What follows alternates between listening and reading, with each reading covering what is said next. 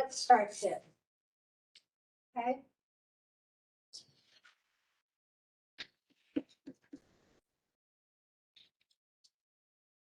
All right, implied main ideas.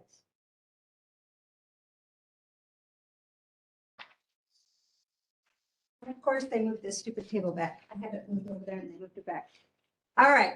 When a writer leaves his or her main idea unstated, it is up to you to look at the paragraph or the details in the paragraph and figure out the writer's main point. The details, when taken together, will all point to a general and more important idea. Okay, so you're going to look at more of a main idea. Here's the following steps. 1, find the topic.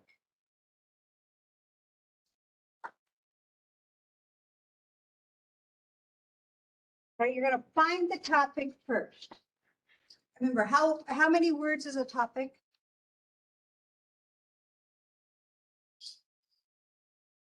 1 to 2 words, right? A topic is 1 to 2 words. It's always short. Okay, it's just real short. Figure out the most important idea. Okay.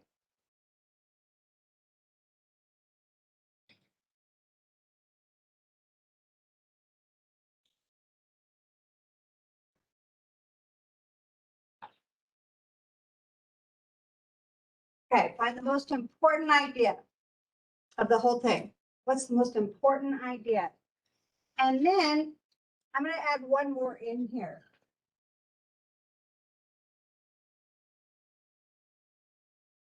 Highlight the supporting details.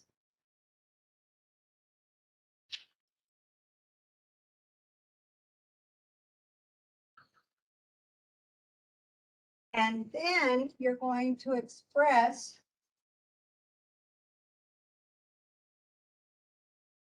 the main idea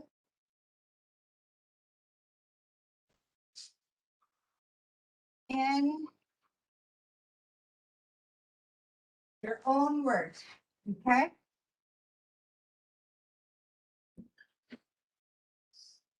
Okay, so 1, find the topic, 1 to 2 words. Then find the most important idea. What is the whole overlying idea? And that kind of goes with the topic. You know, are they listing reasons? Are they listing steps? Are they giving us a bunch of examples to get to this one point? Then highlight the supporting details. Okay, so you use your pink or whatever color you decide, and highlight those supporting details. Find each specific detail. And then you're going to write that main idea in your own words. And it doesn't have to be a full sentence. It can say, you know, the topic, it can say Halloween. Children at Halloween love different types of candy. Okay. And then you can say the supporting details are their favorite is Reese's peanut butter cups. Their next favorite candy is Snickers or something, you know. I like chocolate, can you tell? So, so you do that, and you're going to have to express this, and I'm going to show you how to do this. It's difficult in a way, but you don't have to really write a full sentence. You just have to know the main idea. What is it telling us? Is it reasons? Is it steps? Is it examples? What is it? So let's watch this short video.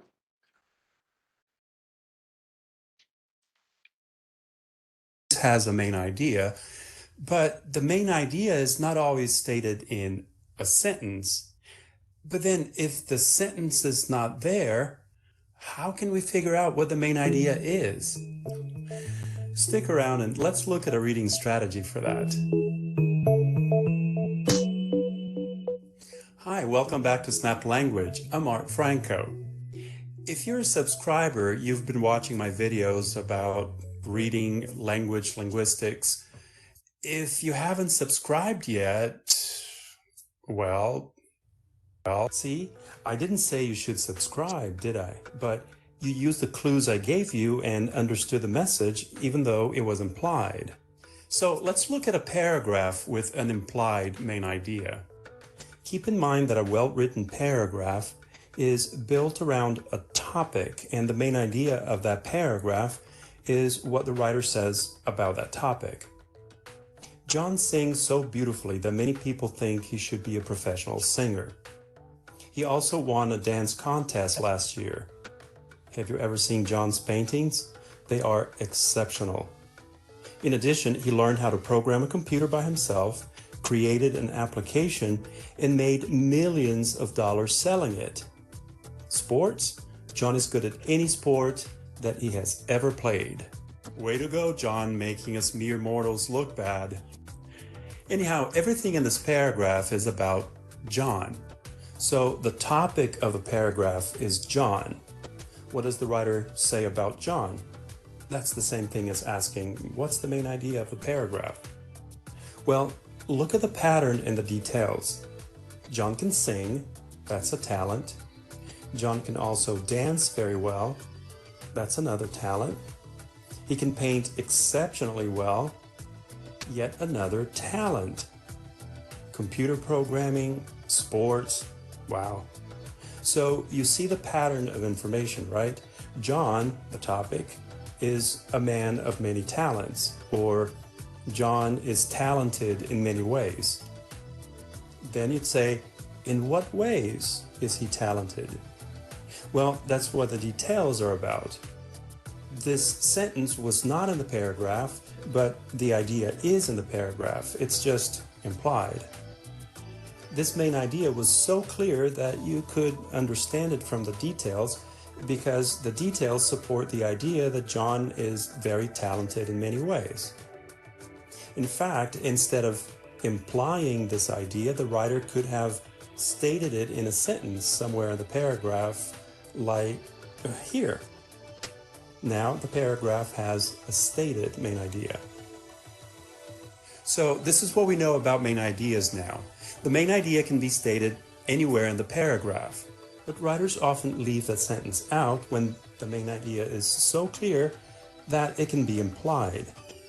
To understand the main idea in a sentence or implied, you must look for patterns in the details as you read. If you find a sentence that you think might be the main idea, keep reading and see if the details confirm it. If the details do not support that sentence as the main idea, then it isn't, and you must keep reading carefully, looking for patterns. Let's look at this paragraph now. Remember, first identify the topic, then determine what the writer wants you to know about the topic. Pause the video now so you can read and think about it. Well, when you read this, sushi has become... Okay. So let's look at this. Sushi has become very popular in the United States. Do you want to learn how to eat sushi the traditional way? It's simpler than you think. First, forget the chopstick and use your fingers to pick it up. Next, dip the sushi, fish side down, in soy sauce, but use just a little for extra flavor. Finally, put the whole piece in your mouth. All right, so what is the topic here? Sushi, right? Is our topic. Okay. What's the whole main point? How to eat sushi. Okay, the point is how to eat it.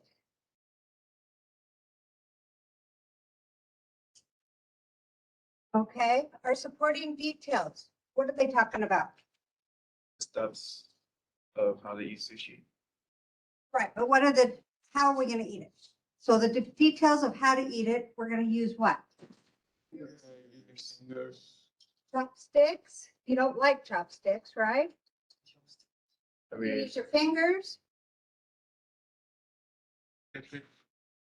dip it.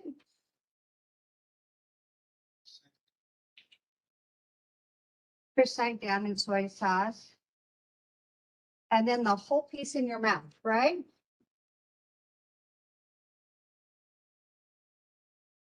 Okay, anybody want to take a shot at writing a topic sentence?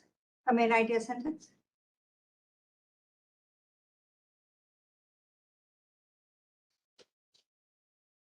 How to eat sushi? Okay, but we gotta have something more, not a question. Your topic sentence should be a question. So you're on the right track. How to eat sushi the American way. You could do that. What if we say eating sushi, ways to eat sushi the American way? I like that. I like the American way. So we combine the two ideas. Remember, we gotta have that S word, right?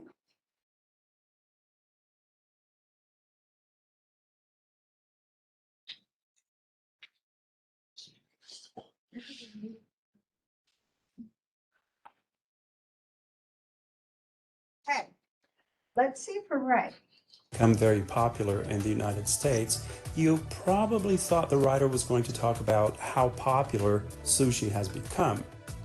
But as you continue reading, you can tell that the paragraph actually explains how to eat sushi the traditional way. That's the topic. The writer gives you a step, another step, and a final step. So essentially, the main idea is to eat sushi the traditional way, you should follow 3 steps. Or eating sushi the traditional way takes 3 simple steps. Or something like that. Now, If you came up with a sentence that's not remember, he said, oops. He says that you don't have to have something similar to that, right?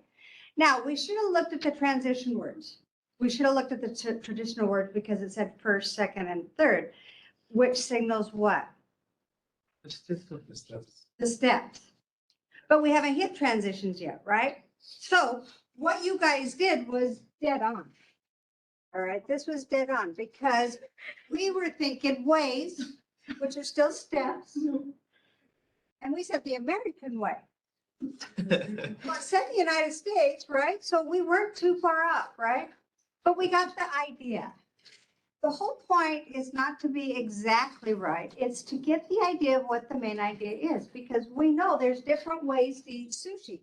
You can use chopsticks, you can use fingers, then you dip it, and then you put the whole thing in your mouth. Okay, there's ways to eat sushi. All right, so don't get hung up if you don't get the exact right answer. That's not the point of this. The point is making sure you get the main idea. All right, because we want to make sure you have the main idea. Good. Okay.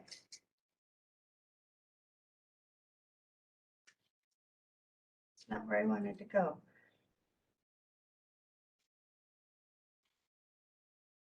All right.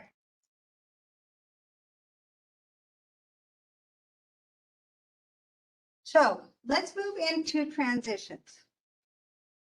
All right. I'm gonna have to erase some of this. Transitions are very important. Remember have we talked about transitions yet? Signal words? We did. When we were doing context clues, we talked about transition words, right? So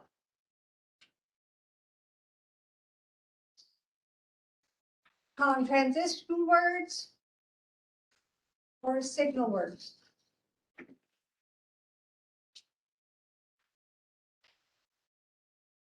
Okay. These are extremely important because it shows the pattern. All right, we're already talking about a pattern here, like the steps to eating the sushi, okay? So transitions are phrases or words used to connect one idea to the next, okay?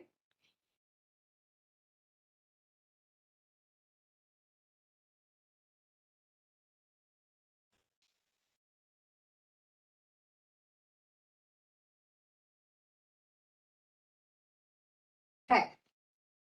Okay, so those words are words and phrases used to connect one idea to the next. Transitions also show relationships within the paragraph or within a sentence between the main idea and the support the author gives. And we saw that in that last video. First, second, third, okay? Next, another, addition, okay? Transitions are used by the author to help the reader progress from one significant idea to the next. Different transitions do different things.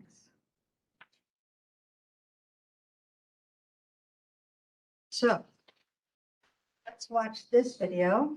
I'll move my screen here. Hi, glad you're here. You know, this is really exciting. Winter's almost over, the weather's starting to get warm.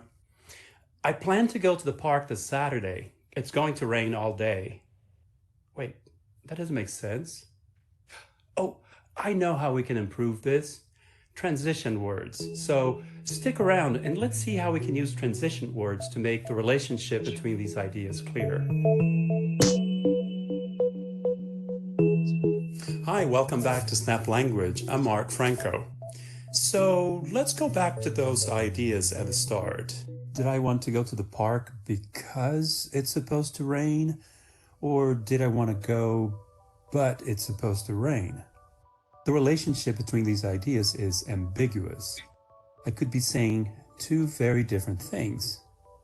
To make the relationship clear, we can use a transition or transition words. In this case, I could say this: I wanted to go to the park this weekend, but it's supposed to rain all day. But it's a transition word. It shows there's a relationship of conflict or contradiction between these two ideas. This also works. I wanted to go to the park this weekend, however, it's supposed to rain all day. How about this? Although I wanted to go to the park this weekend, it's supposed to rain all day. I could even say this: I wanted to go to the park this weekend, period. Then I introduced the conflicting idea. Nevertheless, it's supposed to rain all day. All these sentences express the same thing. Why are there so many ways of expressing the same thing, though? We had a video about this recently. Word choice. Let's say you're writing a long paragraph and you want to express opposition between several ideas. You don't want to repeat yourself saying, but, everywhere. No problem. You can choose from among many transition words that express the same thing and avoid repetition. So transition words show the relationship between ideas, but are there many possible relationships? Yes, and there's a transition word for each of these relationships. You can go to many websites like this one and you can see a long list of them. Let's connect these ideas using transition words that show their relationships. When we see photos of outer space, we are struck by its beauty. Space is a deadly place for humans. A person cannot survive more than a few seconds in the vacuum of space. Cosmic radiation damages DNA, affects the central nervous system, and causes cancer. Space travel for long periods of time is impossible at the moment because astronauts would not survive the trip. This is confusing. Let's see. This first statement is very positive, but the second statement is actually negative, so there's a contradiction. Easy, we just saw this type of relationship. The next idea. Oh, it's an example of how deadly space can be for humans. How about this? Good. The next idea, well, that's another example of how deadly space is. You're just adding this to the first. The relationship is addition. Good. Now it's clear we have an example. Then another example is added here. The last idea, well, this idea shows the consequence of all of the above information. So how about this? Perfect. Do you see how these transition words work? You get ideas that are related and use transition words to connect the ideas and show what the relationship is between them. Transition words are very useful in writing. They help make your ideas flow between sentences and between paragraphs. Let's say the next paragraph was, Scientists have come up with creative ideas to protect astronauts in space, and so forth. Well, the first paragraph says space travel is impossible right now. This next paragraph is actually saying it's not all bad news. We can use a transition here to connect the paragraphs. This shows the contrast between all of the first paragraph and the second paragraph. Now, when you read, it's very important to pay attention to transition words very closely. This way you understand not only the ideas themselves, but how they are connected. There's a lot more we could say about transitions, but let's make this an overview video. Look at the descriptions below the video for additional materials. Don't forget to like this video if you did, and subscribe to our channel. And until the next time, thank you for stopping by and watching this video. Okay, so transition words are very important. It shows you where you're going, that pattern. Just like in the sushi one, it said, it showed us the steps. First you did this, and then, and so forth. So transition words shows the pattern. And as we get into the patterns of organization, you're going to find how much these really take in effect. Let's see here.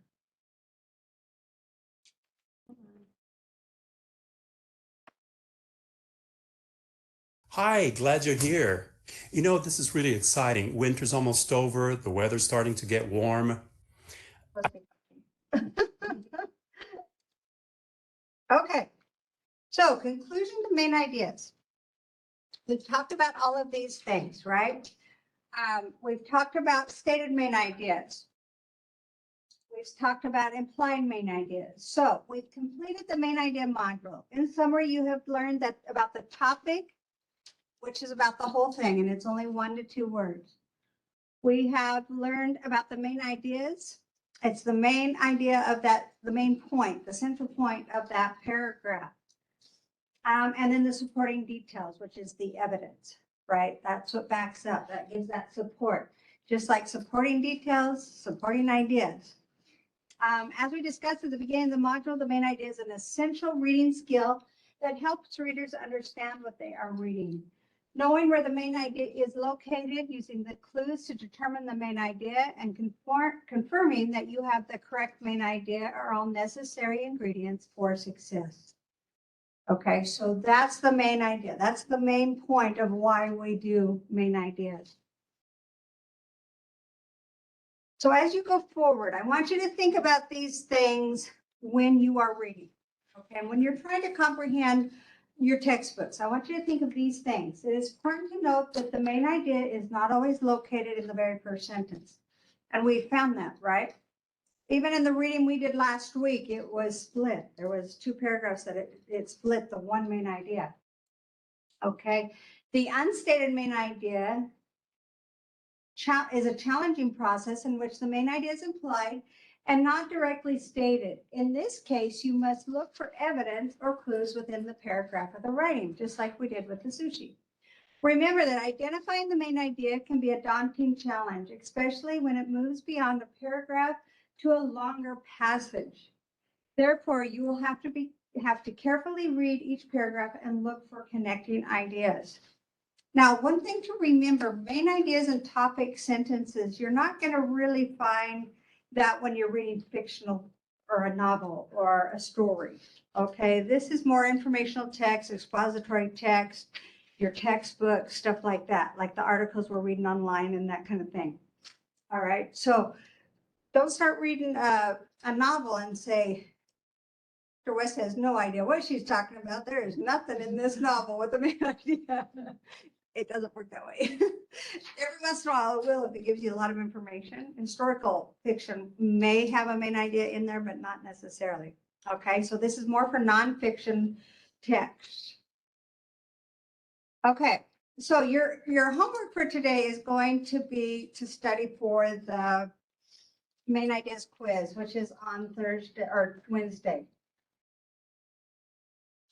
Okay, so make sure your notes are up to date.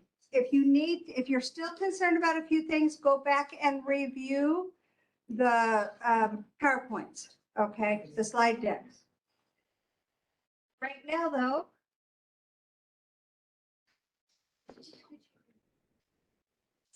we are going to do a group project. So what I need you to do is go into Canvas in your groups, and we're going to go right here. Okay?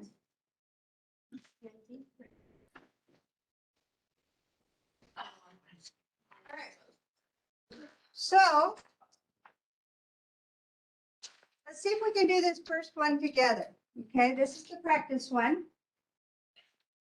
Taken from an article titled "Gradually Ever After, It's the Good-Natured Grumbling That Keeps Our Marriage from Crumbling." Okay. Shared humor, we'll read it over here. Shared humor is a litmus test of love, a key predictor of whether a couple will stay together. A recently completed study backs me up. In a University of California, Berkeley, psychologists Patrick Wallen and Robert Levinson looked at stress among long married couples measured in terms of blood pressure, heart rate, and sweating. And they found that affectionate humor, but not teasing and sarcasm, makes us calmer and more responsive to our partners during anxious times. The upshot, we like them more because they make us responsive to our the upshot, we like them more because they make us feel better. So of course, while hanging out with them longer, we already intuitively know this, but it's nice to have the science on our side. Okay, so what's the topic here? Just the topic.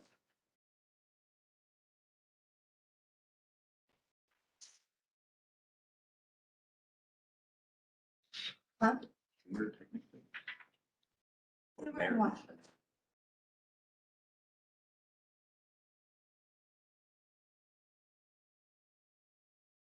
You're on the right track. Humor during what? Humor. For couples, Okay, humor and marriage. Good.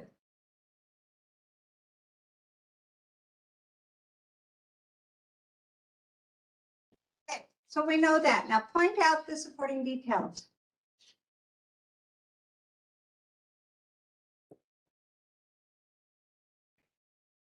like measuring blood pressure. Okay. Based on that. Okay, so they were looking at the stress, right? So the article was looking at stress. Now, I forgot about the most important idea. Okay, in the second half of that first sentence, it talks about it's a key predictor.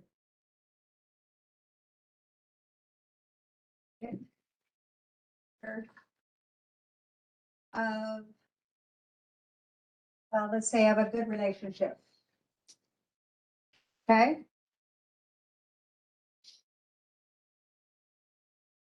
Now, they looked at the stress of marriage. What else did they look at? Blood pressure. Well, that's part of the stress of marriage. Their blood pressure, heart rate. Okay. And what did they find? Makes them calmer. What makes them calmer? Their partners. Or yeah, passionate. Affectionate humor.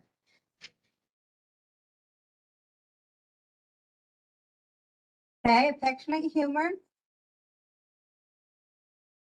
makes them calmer. You're on the right track. Good. Feels better. Huh? It feels better. Feels better.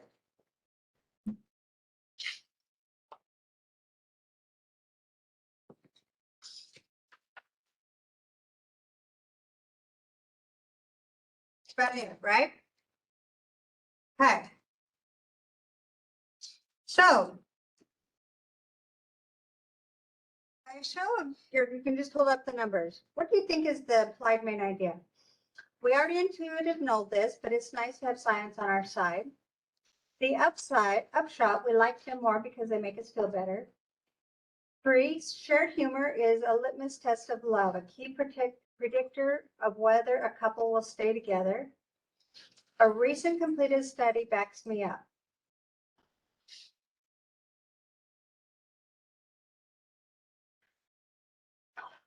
Oh, this is a stated main idea. I'm sorry, stated main idea. Good. It is number 3. Okay. So.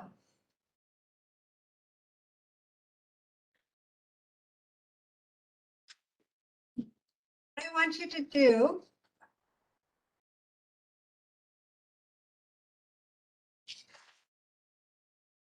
I want you to go through each of these practices. Okay. As a group, open up your computers, go through this one. Go through this one, and it's nice because when you open them up, you see multiple choice, and you can see if you're right. So, go to this. Open up your computers. You need all of us to just work. Just one computer for the whole group. Make sure you share, read aloud. Okay, Pharrell, you need to be able to see this screen though. And it's on Canvas. It's in the in-class activities.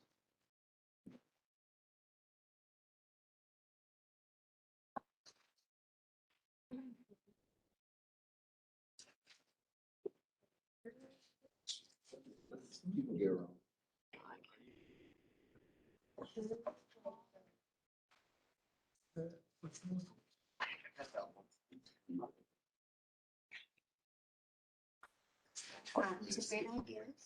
You're the second person. Right there. The bottom next to the Eric. Ask these questions, make decisions, give orders, and reviews. Coercion. Make others carry out their assignments.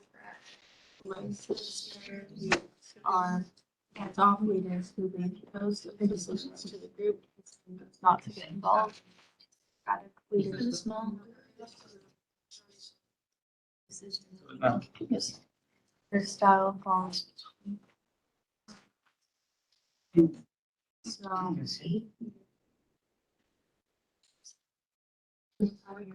Effective and autocratic leaders. There are 3 leadership styles. Autocratic leaders are strict, whereas their leaders are hands-off leaders. And democratic leaders encourage group participation.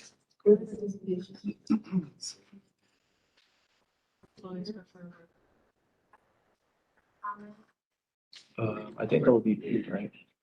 The 3 leadership styles. So.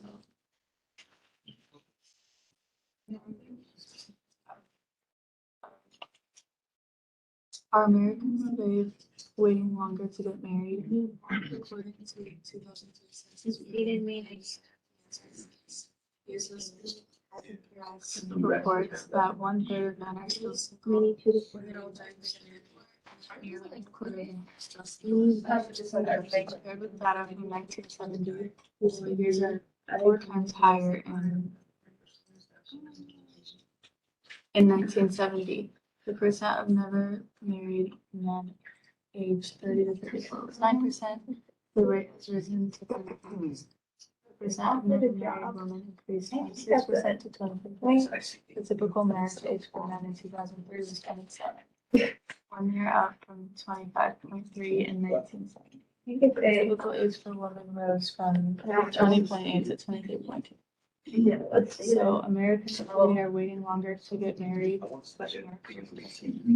Men marry at a later age than women do. Americans today are waiting longer to get married. Or more. See. Yeah. So.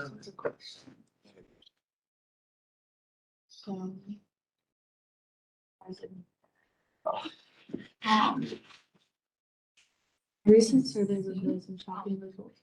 1 in 5 teens is how many must make this as seniors of college. The mistaken notion that financial stability college expenses, and 1 teen in 3 thinks that social security payments will provide them until they need to retire. So a recent survey.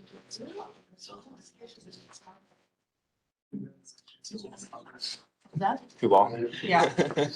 B, teenagers do not know anything about money.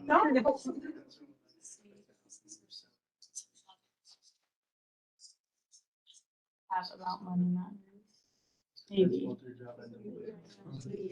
Too long. Yeah. I would say C, because there's a bit of understanding.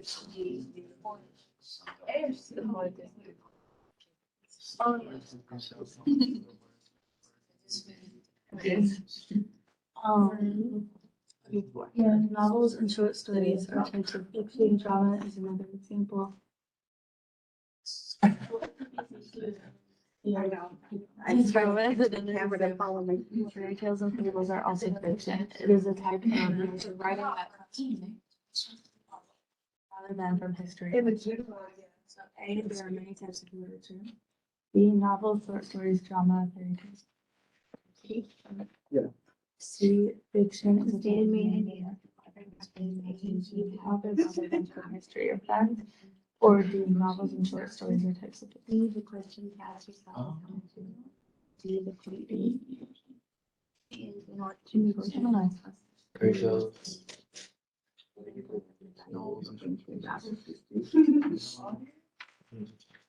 Make sure once you have completed the first one, there's two more. There's three all together, okay?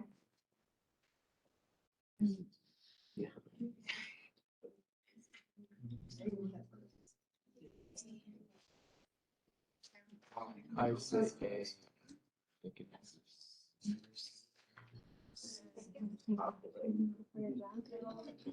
See,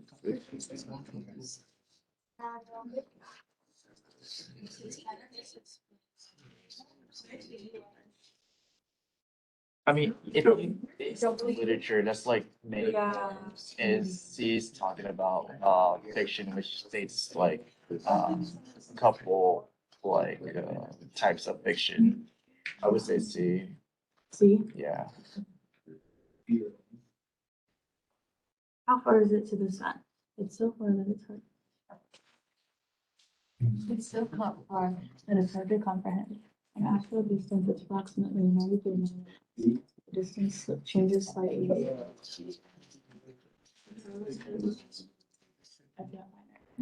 Traveling out of the it would take nearly 20 minutes. Travel at 25,000 miles per hour, it would take 5 months to reach.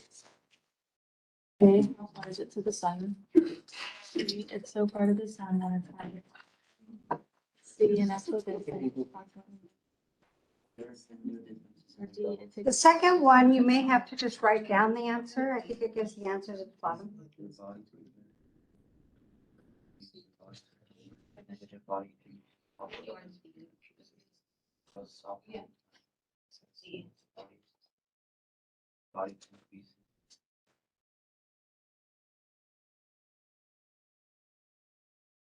I feel like the first of all is a question, but I feel like those two are just kind of like statements that go along. D. You know what I mean?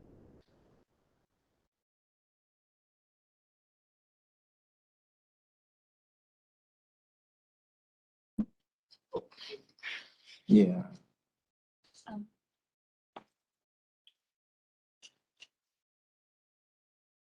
We do get all of them. Yeah. Very nice. Oh, do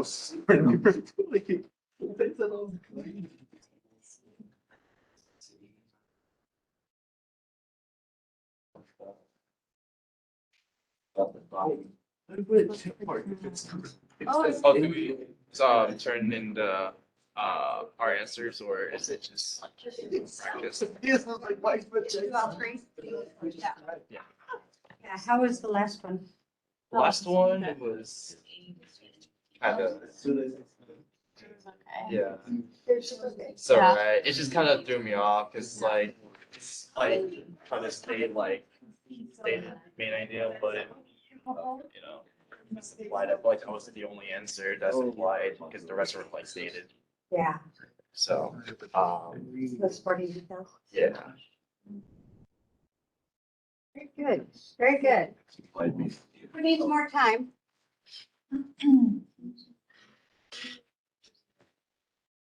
All right, so I'm gonna go through these make sure you understood them.